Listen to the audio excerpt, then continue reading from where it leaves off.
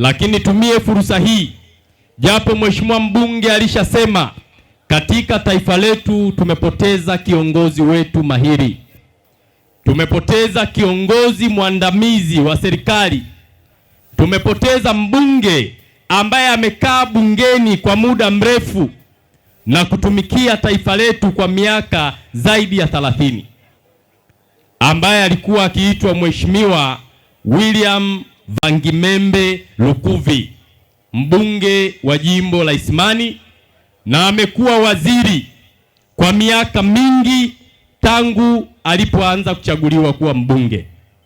Lakini watu wa Kagera na nyinyi mmefiwa. Mheshimiwa Lukuvi alikuwa mkuu wenu wa wilaya mwaka 94 na 95, alitumikia wilaya hii ya Bukoba.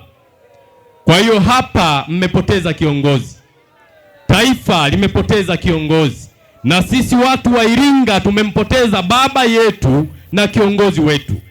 Na ndio maana tulipanga tufanye ziara wilaya nyingi ndani ya mkoa huu, lakini kutokana na msiba wa kiongozi wetu ambaye pia anatokea nyumbani, nimemwomba radhi mwenyekiti wa mkoa na viongozi kwamba lazima niende nikamstiri mzee wetu, kiongozi wetu ambaye pia amekuwa mwana UVCCM. Katika kipindi chao alikuwa ni naibu katibu mkuu wa vijana, amekuwa katibu wa mkoa, amekuwa mkuu wa mkoa, amekuwa waziri, amekuwa mneki, amekuwa mjumbe wa kamati kuu. Kwa hiyo mchango wake ni mkubwa ndani ya taifa letu.